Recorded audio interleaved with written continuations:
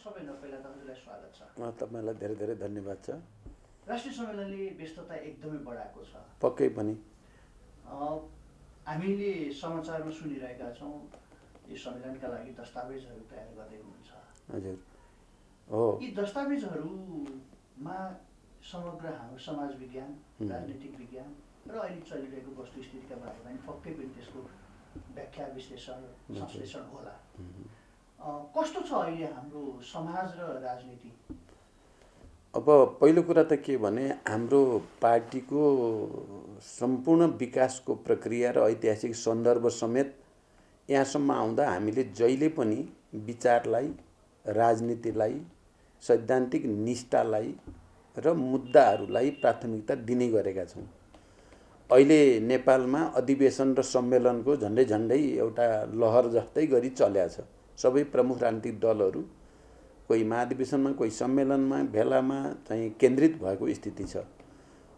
हामीलाई लाग्छ नेकपा माओवादी केन्द्र या मैले नेतृत्व गरिरहेको अहिले पार्टी त्यो चाहिँ अरूभन्दा भिन्न यस अर्थमा छ कि त्यो विचार केन्द्रित छ, बहस केन्द्रित छ। सिद्धान्त, आदर्श र अहिलेको अन्तर्राष्ट्रिय परिस्थिति, राष्ट्रिय परिस्थिति, हाम्रो विकासको चरण, अब हामी जाने बाटो आदि विषयमा चाहिँ केन्द्रित भएर चाहिँ हामी यो सम्मेलन आयोजन गरेका छौँ। र मैले अहिले दस्तावेज लेख्ने बेलामा पनि विश्वको स्थिति के छ भन्ने कुरामा एउटा विज्ञान प्रविधिको विकासले अर्थतन्त्रमा कस्तो प्रभाव पारेको छ, उत्पादक शक्ति भन्छौँ हामी, उत्पादन सम्बन्ध भन्छौँ, त्यसमा के कस्तो असर पारेको छ भन्ने कुरा दोस्रो। तेस्रो, नेपालकै समग्र ऐतिहासिक विकासको सन्दर्भमा हामी कहाँ आइपुगेका छौँ भन्ने र आजको बिन्दु के हो भन्ने कुराको खोजी, आजको हाम्रो आर्थिक, राजनीतिक, सामाजिक, सांस्कृतिक अवस्था कहाँनिर छ र अब हामीले जस्तो कि संविधानले दिशानिर्देश त एउटा गर्यो समाजवाद उन्मुख राज्य भनेर, तर हामी चाहिँ फेरि वैज्ञानिक समाजवादका पक्षधर हुनुको नाताले हामीले समाजवादको रणनीतिलाई कसरी कार्यान्वयन गर्ने भन्ने विषयमा मेरो अलि बढी जोड छ। र मैले के साबित गर्ने प्रयास गरेको छु भने अहिलेको विश्व परिस्थिति र विज्ञान प्रविधिको विकास र अहिले अब हामीले भूमण्डलीकृत पुँजीवाद भनौँ न, त्यसलाई एकाधिकार पुँजीवाद, पहिलाको भन्दा अहिले फरक वित्तीय पुँजीवाद भनिन्छ, त्यसको स्वरूप के छ र हामीले समाजवादको आधार निर्माण कसरी गर्न सकिन्छ भन्ने विषयलाई केन्द्रित भएर मैले एउटा निष्कर्ष दिने कोसिस गरेको छु। म मुख्य प्रश्नमा केन्द्रित रहेँ। हेटौडा पछाडि सम्भवतः हामीले नीतिका लागि बहस गरेको सबैभन्दा ठुलो यो पक्कै पनि यो परिवर्तित सम्बन्धमा त्यति 59बाट यहाँ आउँदाखेरि धेरै कुराहरू परिवर्तन भइसकेका छन्। हाम्रा अनुभवहरू धेरै सनालिसकेको छ। अब हामी नीतिगत रूपमा त्यो निष्कर्ष निकाल्दा राजनैतिक रूपमा 1, 2, 3, हाम्रो आर्थिक सामाजिक रूपमा 1, 2, 3 अब कसरी जाने अगाडि एउटा यो। त्योभन्दा अगाडि त्यसलाई विश्लेषण गर्दा त्यतिखेर त्यो सम्मेलनले अङ्गीकार गरेको नीतिमा हामी कहाँ चुक्यौँ यो विश्लेषण गर्न आवश्यक छ। ठिकै हो, तपाईँले जानेर सोध्नुभयो त्यो ठिकै हो। हेटौडा महाधिवेशनमा हामीले एकातिर समाजवादतिरको यात्रा प्रारम्भ गर्नुपर्ने कुरा गऱ्यौँ, अर्कोतिर उत्पादन वृद्धिमा ध्यान केन्द्रित गर्ने भनेर हामीले उत्पादन ब्रिगेडको अवधारणालाई पनि त्यति बेला प्रस्तुत गऱ्यौँ। त्यो बडो प्रारम्भिक चरणमा थियो। त्यो समाजवादतिरको यात्राको सन्दर्भ पनि र चाहिँ उत्पादन ब्रिगेड सम्बन्धी समग्र अवधारणा पनि। त्यहाँबाट यहाँसम्म आउँदा देशको राजनीतिक घटनाक्रम पनि धेरै अगाडि गइसकेको छ र हाम्रो पार्टीको एकता प्रक्रिया, विभाजनको प्रक्रिया, यी तमाम घटनाक्रमहरूले पनि हामीलाई नयाँ ठाउँमा लगेको छ। र मैले अब 21औं शताब्दीको यो अहिले हामी तेस्रो दशकमा अगाडि बढ्दैछौँ। अब पार्टीले समाजवादी क्रान्तिको रणनीति अन्तर्गत समाजवाद उन्मुख समृद्धिको कार्यनीति भनेको छु मैले। त्यो मातहतमा हामीले अब चाहिँ ठोस रूपमा नै स्थानीय तहदेखि प्रादेशिक र राष्ट्रिय तहसम्म, केन्द्रीय तहसम्म पनि हामीले उत्पादन वृद्धि गर्ने, एक समुदायको हक अधिकारलाई स्थापित गर्ने, प्रकृतिमाथि, प्राकृतिक साधन स्रोतमाथि स्थानीय जनताको अधिकारलाई स्थापित गर्ने कुरा, त्यहाँ व्यापक सामुदायिक मोर्चा बनाएर उत्पादन वृद्धि गर्ने र जनताको जो चाहना छ समृद्धिको त्यसलाई सम्बोधन गर्ने कुरा, प्रादेशिक र राष्ट्रिय तहका मुद्दामा पनि केन्द्रित भएर हामीले छिटोभन्दा छिटो राम्रोभन्दा राम्रो उपायद्वारा आर्थिक विकास गर्ने भन्ने कुरामा बढी केन्द्रित छ। एक। दोस्रो, अहिलेको युग भनेको वास्तवमा सूचना प्रविधिमा निकै ठुलो क्रान्ति भयो, डिजिटलकै युग भनिन्छ। एकातिर ग्लोबलाइजेसन, भूमण्डलीकरण, अर्कोतिर डिजिटलाइजेसन, अब यो सूचनामा भएको प्राविधिक क्रान्ति, यो दुईटा कुराले चाहिँ अत्यन्त सकारात्मक पनि योगदान गरेको छ उत्पादक शक्तिको विकासमा। समाजवादको वस्तुगत आधार पनि यसले तयार पारेको छ, तर यो पुँजीपतिहरूको हातमा छ। सबै उत्पादनका साधनहरू पुँजीपतिको हातमा हुनुको कारणले ठुल्ठुला समस्या पनि मानव जातिले भोग्न परेको छ। पर्यावरण विनाशको समस्या, कार्बन उत्सर्जनका कारणले जलवायु परिवर्तनको समस्या, पृथ्वीको तापक्रम बढ्ने समस्या, समुद्रको सतह बढ्ने समस्या जस्ता राष्ट्रिय मात्रै होइन अन्तर्राष्ट्रिय मुद्दाहरू छन्। र यो समस्या धरतीमा किन आयो? अहिले समुद्रका थुप्रै प्राणीहरू चाहिँ त्यहाँका जलचर मर्ने लोप हुने स्थिति बन्यो। हाम्रा जडीबुटीहरू थुप्रै चाहिँ अब ती नष्ट हुनेतिर जान थाले। हाम्रा चाहिँ स्थानीय नस्लका जीवजन्तुहरू पनि थुप्रै लुप्त हुने स्थिति पैदा भयो। के कारणले? यसको जवाफ पनि हामीले दिनुपर्छ भनेर अहिले विकास र समृद्धिको यात्रासहित हामीले प्रकृतिको संरक्षण, मानव जातिको संरक्षण, पर्यावरणको संरक्षणको मुद्दालाई स्थानीय स्तरमा पनि उठाउनु पर्ने देखेको छु मैले। त्यसलाई राष्ट्रिय स्तरमा नै उठाउनु पर्ने र अन्तर्राष्ट्रिय स्तरमा पनि कम्युनिस्टहरूले र समाजवादीले मात्रै यो धरतीको रक्षा गर्न सक्छन्। आर्थिक विकासलाई योजनाबद्ध ढङ्गले प्रकृतिलाई विनाश नगरिकन, जीवजन्तु र पर्यावरणलाई विनाश नगरिकन समुद्रको पनि संरक्षण गर्ने गरी विकास गर्न सक्ने भनेको कम्युनिस्ट र समाजवादले मात्रै हो भन्ने कुरालाई मैले प्रमाणित गर्न खोजेको छु। अहिले मेरो नयाँ कुरा भन्नुहुन्छ भने मुख्यतः यसमा केन्द्रित हुनेछ।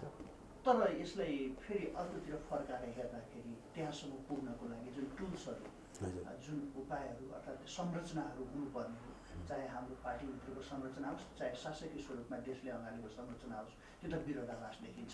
किनभने हामी कहाँ एकीकृत पुँजीबाट निश्चित भएर स्थानीय सरकारहरूले पुँजी पाउँछन् र पुँजी निर्माण गर्छन्, तर हामीले पुँजीको व्याख्या अलग ढङ्गले गरिरहेका छौँ। किनभने त्यो पुँजी कसैको हातमा छ, तर हाम्रै संरचना त्यहाँसम्म पुगिसकेको अवस्था छैन र हाम्रो संरचनाले त्यसलाई धक्का दिन सक्ने अवस्था छैन भनेपछि त्यहाँ विरोधाभास छ। यसलाई कसरी चेर्ने? पक्कै पनि तपाईँले फेरि अर्को महत्त्वपूर्ण प्रश्न सोध्नुभयो। अब हाम्रो संविधानले र अहिलेको प्रणालीले एकातिर राजनैतिक रूपमा समाजवाद उन्मुख राज्यको परिकल्पना गरेको छ र त्यहाँ हामीलाई नयाँ एउटा संरचना खडा गर्ने आधार त्यसले निर्देशन दिएको छ भने आर्थिक रूपले उसले निजी, सार्वजनिक र सहकारीको समायोजनमा नेपालको समाजवाद उन्मुख अर्थतन्त्र बढाउने भनेर पनि भनेको छ। त्यसले पनि आधार दिएको छ। त्यसै गरी जनताका केही मौलिक अधिकारको प्रश्नमा यसरी परिभाषित गरिदिएको छ कि त्यसले सबैलाई शिक्षा, स्वास्थ्य, रोजगारी प्राप्त गर्ने मौलिक अधिकार हुनेछ भन्ने कुरा पनि गरेको हुनाले संविधानको त्यो मूलभूत मान्यतामा टेकेर तपाईँले भनेको जस्तो पुँजीलाई ठिक ठाउँमा सदुपयोग गर्ने सम्भावना दिएको छन्। एक। दुई, संविधानको त्यो आधारमा टेकेर ऐनहरू निर्माण गर्ने, ऐनहरू संशोधन गर्ने र पुँजी जनताको हातमा ल्याउने। किनकि हाम्रो आजको चाहिँ मूलभूत समस्या भनेको एउटा त राष्ट्रिय पुँजीको विकास भएको छैन, स्वतन्त्र आत्मनिर्भर राष्ट्रिय अर्थतन्त्रको विकास भएको छैन।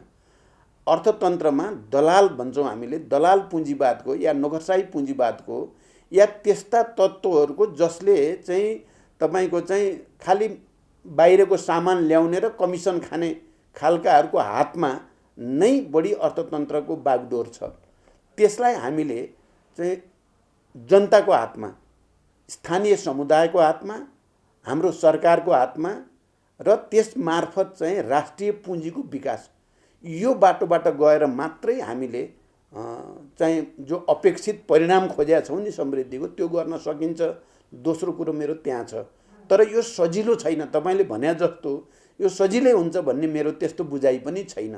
तर यसको निम्ति हामीले पार्टी संरचनालाई पनि नयाँ बनाएर लानुपर्ने हुन्छ। स्थानीय तहदेखि नै मजबुत बनाएर समुदायलाई बलियो बनाउने, स्थानीय जनतालाई अधिकार सम्पन्न बनाउने किसिमले जानुपर्ने हुन्छ। संविधान र कानुनमा पनि, संविधानमै पनि परिमार्जन गर्नुपर्ने, संशोधन गर्नुपर्ने आवश्यकता हुन्छ।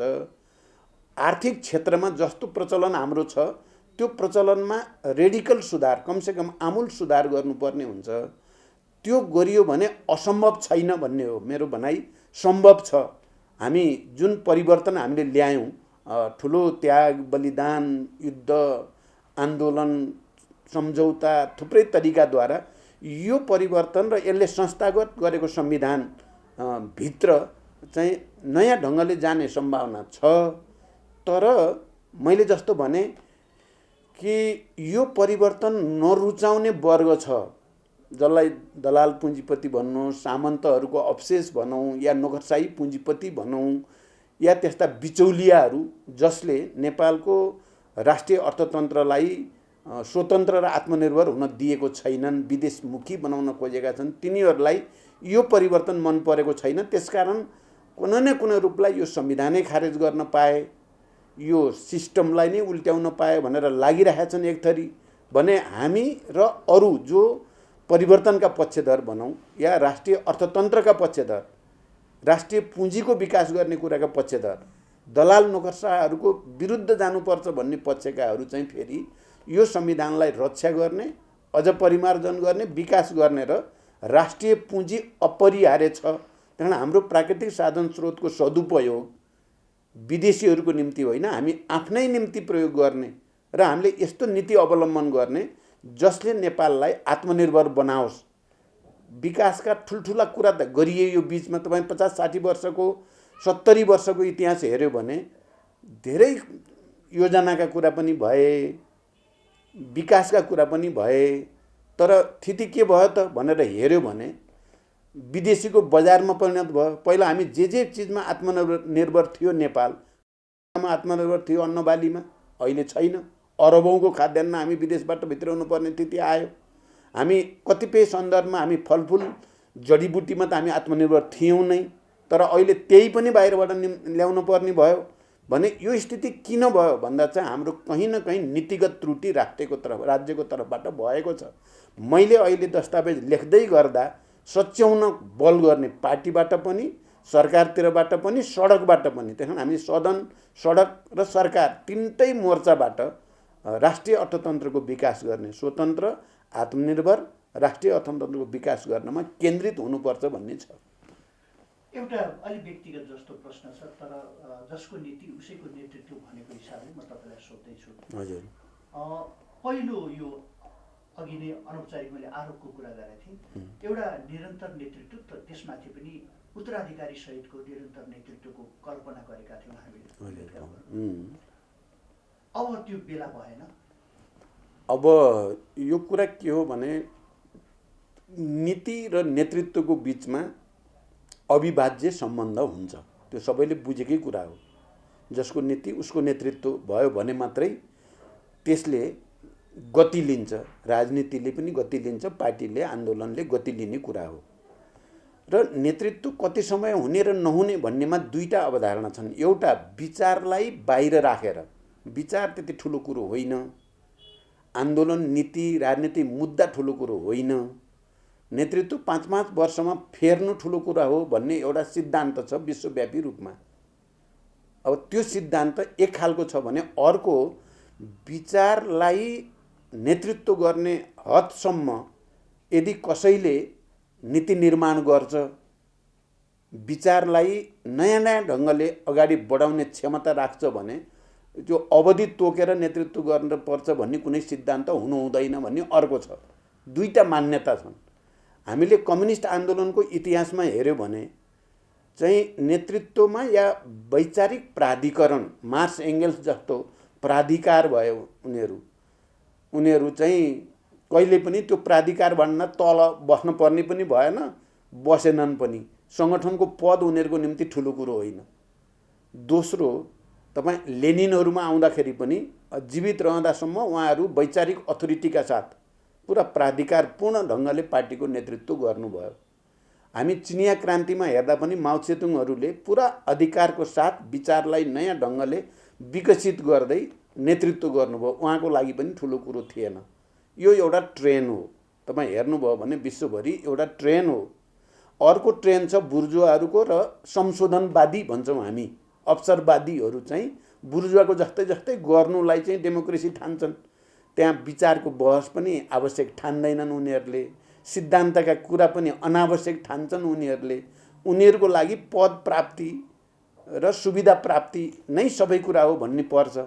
हाम्रो त्योभन्दा भिन्न छ। मलाई भन्नुहुन्छ भने हिजो जनयुद्धको क्रममा पार्टीमा निकै ठुलो बहस, छलफल, अध्ययन, अनुसन्धानको प्रक्रिया चल्यो। मान्छेहरूले चाहिँ हाँसी हाँसी ज्यान दिएर समाजको निम्ति, रूपान्तरणको निम्ति भन्दै, समानता र स्वतन्त्रताको निम्ति भन्दै मरे। त्यही बिचमा चाहिँ म सुरुदेखि भनौँ त्यसको तयारीदेखि उठान र विकाससम्म म आफै नेतृत्वमा रहिराखेँ। र त्यही बिचमा पार्टीले मलाई खालि पार्टीको अध्यक्ष वा महासचिवको रूपमा मात्रै होइन, एउटा विचारको पनि नेताको रूपमा प्रचण्ड पथ भनेर पनि त्यति बेला संश्लेषण गर्यो। यो एउटा व्यक्तिले गरेको कुरा नि थिएन, त्यो राष्ट्रिय सम्मेलनबाट सर्वसम्मत रूपमा गरियो। त्यो करिब करिब प्राधिकार बन्ने प्रक्रिया हो त्यो भनेर पनि संश्लेषण गरियो।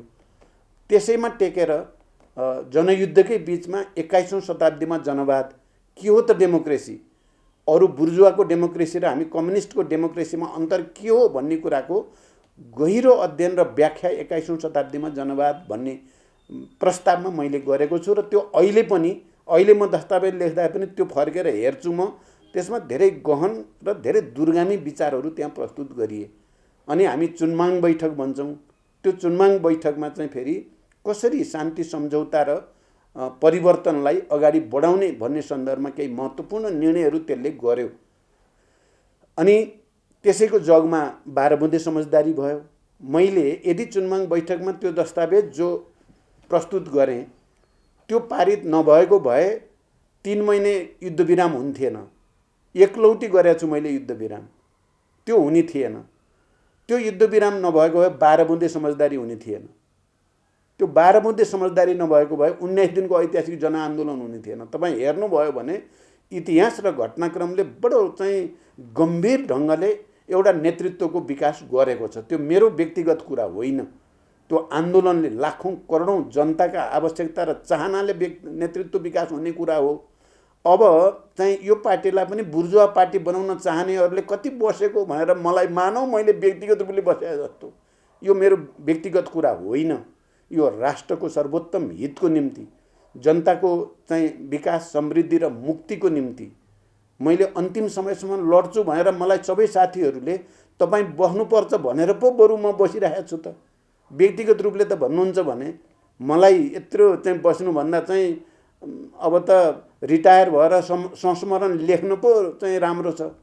तर चाहिँ मैले अहिले जुन दस्तावेज बनाउँदैछु मलाई विश्वास छ राष्ट्रिय सम्मेलनले त्यसमा गर्व गर्नेछ र नेतृत्वप्रति गर्व गर्नेछ। यो त साइन्स हो, यो त विज्ञान हो, यो व्यक्तिगत कुरा होइन भनेर म भन्न चाहन्छु।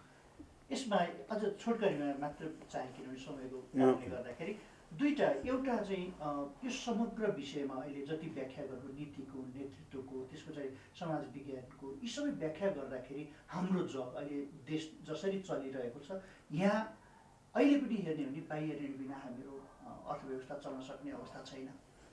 त्यस पछाडि अनुदान बिना चल्न सक्ने अवस्था छैन। अहिले नै हामी पनि सरकारमा सहभागी छौँ। हाम्रै पार्टीबाट अर्थमन्त्री नेतृत्वमा हुनुहुन्छ। उहाँले यी सहायताहरूका लागि लचिलो नबनिकन देश चल्न सक्ने अवस्था छैन। तर अर्कोतर्फ त्यही पार्टीको अध्यक्षले बोल्दाखेरि चाहिँ फेरि फरक दृष्टिकोण राखिदिँदाखेरि सरकार सञ्चालन र पार्टी फरक दुई विषय हुन् भनेर बुझिदिए, अर्थात् हामीले त्यसरी बुझ्यौँ। यो मैले कुनै कसलाई के भन्नुभयो भन्दाखेरि पनि हामीले नवऔपनिवेशीकरणका कुराहरू अगाडि ल्यायौँ। तर अहिले पछिल्लो यो उत्तराधुनिक समाजलाई हेर्ने हो भने योदेखि बाहेक अरू टुल्सहरू छैनन्। अब यो कुरा तपाईँको फेरि पनि धेरै गम्भीर छ। यो पहिलो कुरा त मेरो यसमा के छ भने हामीले जे गर्दै आएका छौँ त्यसले नेपाललाई धेरै अगाडि लगेको छैन। विदेशी सहायता, विदेशी अनुदान, विदेशी सामान भित्र्याउने अनि हाम्रा आफ्ना युवाहरूलाई सब विदेश पठाएर रेमिटेन्स ल्याएर देश चलाउन खोज्ने कुराले यो देश र जनताको स्वतन्त्रता र समृद्धिलाई मद्दत गरेको छैन। मेरो पहिलो निष्कर्ष यो छ। यही गरिराख्ने हो भने यो देशको तरक्की हुँदैन। यो देशले चाहिँ आफ्नो खुट्टामा टेकेर दुनियाँको अगाडि शिर ठाडो गरेर हामी आफ्नो खुट्टामा टेकेर आफ्नै प्राकृतिक साधन स्रोतको सदुपयोग गरेर आफ्नै श्रम र पौरखमा चाहिँ बाँचेका छौँ भन्न सक्दैनौँ हामी। अहिले नेपालीहरू विश्वको कुनै पनि देशमा एयरपोर्टमा गयो भने नेपाली भन्ने बित्तिकै मान्छेहरूले सम्मान गर्दैनन्, किनकि हामी पछाडि परेका छौँ। त्यही यो नीति बदल्नुपर्छ भन्ने मेरो एउटा भनाइ। दोस्रो कुरो, मैले अस्ति जे व्याख्या गरेँ र यहाँ निकै ठुलो तरङ्ग पनि आयो भनियो, मानिसहरूले नबुझेर आयो भन्ने छ मेरो। मैले भनेको एउटा अन्तर्राष्ट्रिय स्तरका प्रवृत्तिहरू भनेको अन्तर्राष्ट्रिय आर्थिक प्रवृत्तिहरू के छ, पुँजीवादले कस्तो प्रवृत्ति बढाइराखेको छ र हामी समाजवादीले अब कस्तो प्रवृत्तितिर कस्तो योजनातिर सोच्नुपर्छ भनेर गरेको व्याख्यालाई मानव नेपालको अहिले भर्खरकै चाहिँ संरचनामाथि हमला गरेको हो भने जस्तो गरी बुझियो, प्रचार गरियो। जानी बुझी कतिपयले त्यसलाई तोडमरोड गरे। त्यही मेरो त्यो होइन। म त अहिले पनि भन्छु, पुँजीवाद अहिले वित्तीय पुँजीवादको रूपमा देखिएको छ। नाफा कमाउनु तिनीहरूको चाहिँ मूल ध्येय छ। पुँजीको लगानी उत्पादनमूलक कार्यमा भन्दा तपाईँको चाहिँ छिटो पैसा आउने चाहिँ काममा, त्यो घर जग्गा किनबेचका जस्ता काममा छिटो चाहिँ पैसा त्यहाँबाट आउँछ, या अरू त्यस्ता मुद्राबाट मुद्रा कमाउने, पैसाको लगानी पैसाको लागि गर्ने, उत्पादनको लागि नगर्ने प्रवृत्ति हाबी छ भन्न खोजेँ। मैले कुनै सेयर बजार सिद्धिन पर्यो नेपालको भन्न खोजेकै होइन। म त लगानीकर्ताको पक्षमा छौँ हामी। तर मैले त ठुलो सैद्धान्तिक बहस पो गर्न खोजेँ हो। नेपालले रणनीतिक रूपले कुन बाटो पक्रिनु पर्ला भन्ने बहस पो उठाउन खोजेको हो। मैले कसैलाई अहिले भर्खरै घाटा पार्न खोजे हो र। त्यसकारण त्यो कुरा होइन, कुरा अलिक ठुलो हो भनेर म भन्न चाहन्छु। यसै प्रसङ्गको मेरो अन्तिम यो चाहिँ पार्टी एकताको बेलामा कतिपय अवस्थामा हेर्दा तपाईँको बाणी या अभिव्यक्तिले हेर्दाखेरि बढी जोड प्रचण्डकै थियो, किनभने अहिलेको आवश्यकता हो भनेर बुझाइयो त्यतिखेरको पार्टी कमिटीको बैठकमा पनि। तर कुनै बेला हामीले यी कुनै पनि हिसाबले कम्युनिस्ट नै होइनन् भनेर लाञ्छित गरेका व्यक्तिसँग पार्टी एकता भएको थियो। सँगसँगै त्योभन्दा अझ अर्को गहिरो कुरा त हामीले सरल भाषामा भन्दाखेरि माओवाद स्थगित गरेको अवस्था थियो। अबको दस्तावेजमा संश्लेषण गर्दाखेरि त्यो कहीँ न कहीँ गल्ती थियो या कहीँ न कहीँ अब भुल सुधार हुन्छ। म यो कुरालाई त्यसरी हेर्दिनँ। कुनै पनि पार्टी जसरी समाज राजनीति निरन्तर परिवर्तनको प्रक्रियामा हुन्छ, ती पार्टीहरू पनि परिवर्तन हुन्छन्। यो एमाले भन्ने पार्टी 28 सालमा कस्तो थियो, एकदम उग्र क्रान्तिकारी। 38 सालमा गएर कस्तो भयो, बडो मध्यमार्गी। 48 सालमा कस्तो भयो, अलि पेटी बुर्जुवा। अनि 62-63 सम्म आउँदा कस्तो भयो, हामी सबै सहकार्य गरेर राजतन्त्रका विरुद्ध सामन्तवादका विरुद्ध लड्ने साथी। तपाईँ यसरी हेर्न पर्यो। चाहिँ चिजलाई यसो भनिसकेको भनेर निरपेक्ष र यान्त्रिक र रूढिवादी रूपले हेर्न भएन भन्ने मेरो पहिलो भनाइ। दोस्रो, मैले हो पार्टी एकता गर्ने प्रस्ताव मैले नै गरे हो। मलाई त्यसमा पश्चाताप छैन, मैले गरेको सही नै हो भन्ने छ पहिलो। किनकि त्यसबाट देशमा राजनीतिक स्थायित्व पनि आउँछ, कम्युनिस्ट आन्दोलन पनि बलियो हुन्छ, जनताको आर्थिक विकासको सपना पनि पुरा गर्न सकिन्छ भन्ने मैले कल्पना गर्नु गल्ती हो भन्दा म कहीँ कतैबाट नाप्दा पनि मैले आफूले त्रुटि गरेको देख्दिनँ। दोस्रो, तेस्रो, मेरो त्रुटि थिएन भन्ने कुरा दुवैतिरका आम नेता कार्यकर्ताहरूले त्यसलाई अनुमोदन गरे खुसी साथ। त्यति मात्र होइन, आम नेपाली जनताले पनि तपाईँहरूले ठिक गर्नुभयो भनेर 2/3 बहुमत दिए। यसले पनि त्यो अनुमोदित पनि भयो। त्यसकारण पनि त्यो गल्ती थिएन। र म अहिले पनि कम्युनिस्ट आन्दोलनको एकताको पक्षमा, राजनीतिक स्थायित्वको पक्षमा, राष्ट्रिय एकताको पक्षमा छु र मेरो प्रयास त्यतैतिर हुन्छ भन्ने कुरा पनि म प्रष्ट छु। तेस्रो चौथो कुरो हो त्यति बेला एकता गल्ती थिएन भन्ने मेरो के छ तर्क भने हेर्ने त राजनीतिक प्रतिवेदन विधान दस्तावेजहरू अनि त्यति बेला भएका सहमति सम्झौता र हस्ताक्षर हेर्ने हो सही थियो कि गलत को लागि। तपाईँ राजनीतिक प्रतिवेदन हेर्नुभयो भने जनताको बहुदलीय जनवादलाई पनि महाधिवेशनसम्मलाई स्थगित गरे हो, छोडे होइन। माओवाद पनि महाधिवेशन जाँदाखेरि टुङ्ग्याउला भने हो, छोडे होइन। एक दुई तपाईँ माओवादी आन्दोलनको मूल्याङ्कन गरिएछ दस्तावेजमा। यो आजको परिवर्तन मुख्य रूपमा माओवादी जनयुद्धकै कारण भएको हो भन्नेमा केपी ओलीले हस्ताक्षर गरेका छन्।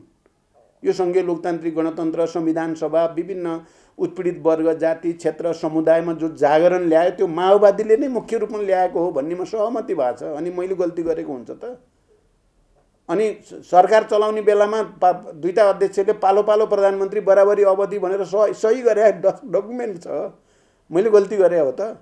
अनि चाहिँ तपाईँको चाहिँ अध्यक्ष पनि महाधिवेशन नहुँदासम्म दुईटाले पालो पालो गर्ने भने कहाँ गल्ती भयो? म कहीँ गल्ती नै देख्दिनँ।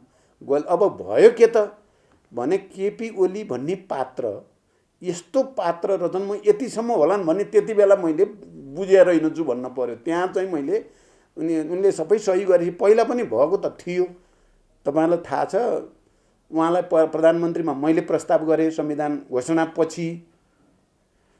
अनि बजेट आउने बित्तिकै अब तपाईँ प्रधानमन्त्री भन्नुभएको थियो। उहाँले माधवजी वामदेवजी झलनाथजीले लिखित गर्नुपर्छ भन्नुभएको थियो। यत्रो मान्छे बसेर सहमति भएपछि किन गर्नु पर्यो, ल भइहाल्यो भनेर मैले भने। तर बजेट आखिर छोड्ने त नाम निशान लिँदैनन् तिनले त। धोका त दिए, पहिल्यै थाहा थियो मलाई यी धोका दिने मान्छे रहेछन् भन्ने त। तर यो पटक म किन माने त भने लिखित भयो नि त सबै।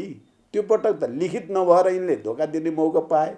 यो पटक त दस्तावेज पनि लिखित छ, नेतृत्व पनि लिखित छ, सरकार प्रधानमन्त्री हुने कुरा नि लिखित भएपछि त यस्तो हुन्न होला भन्टानेको त त्यहाँ पनि तिनले चाहिँ सबै च्यातचुत पारेर हुँदा त पार्टीभित्रको बहसकोलाई देखाएर उनले त प्रतिनिधि सभा नै संसद नै भङ्ग गर्न पुगे।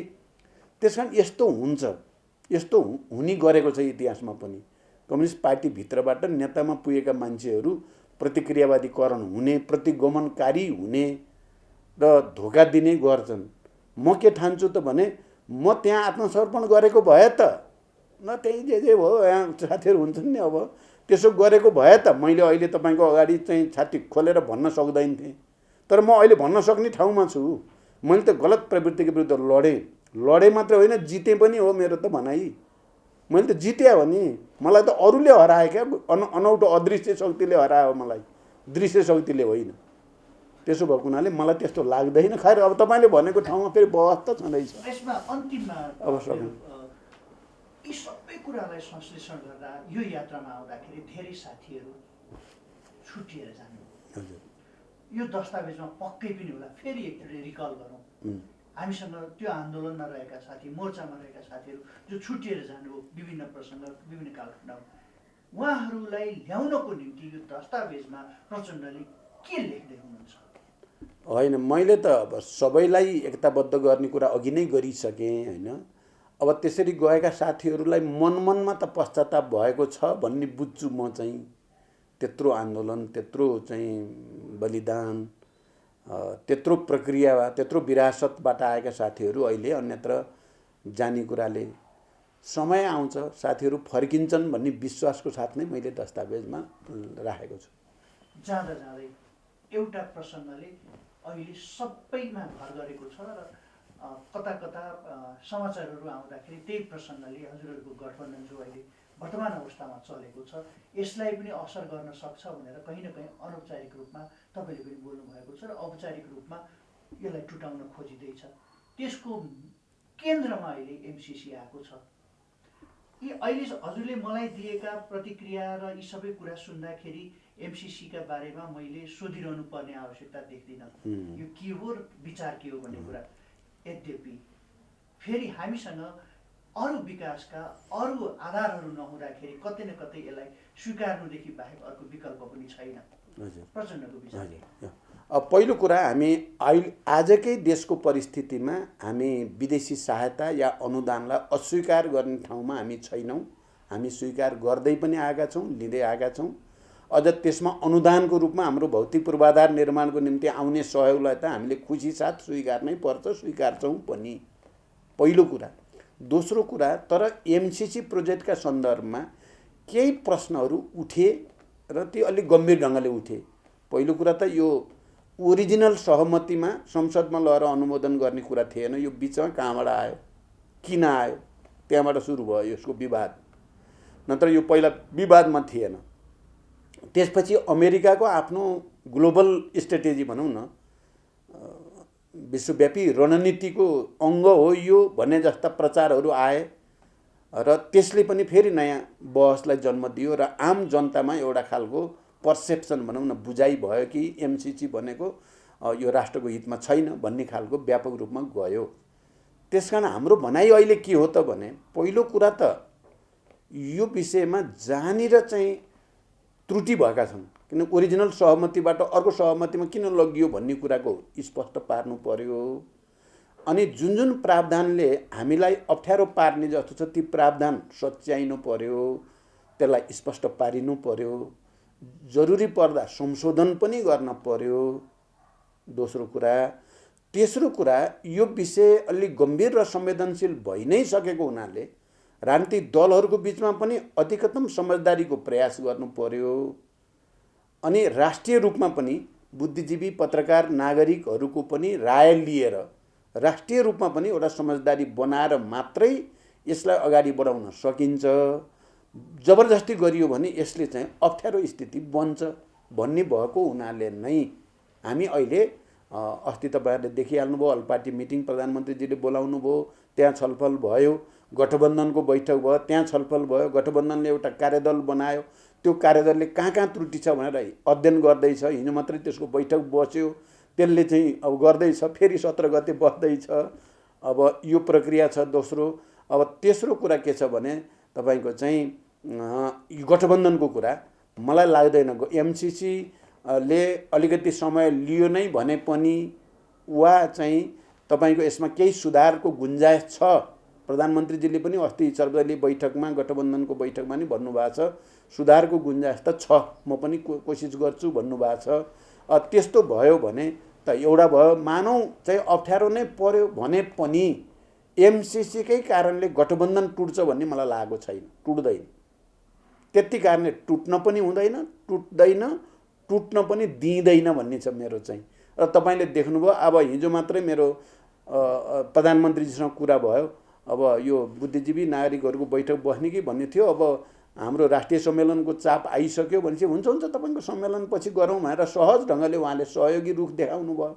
भन्दाखेरि उहाँ पनि यो विषयलाई प्रधानमन्त्रीजीले पनि बुझ्नुभएको छ र अनावश्यक रूपले चाहिँ प्रेसर आउँछ भन्ने मलाई लाग्दैन। समय र विचारका लागि धन्यवाद। Thank you very much. धन्यवाद तपाईँलाई पनि।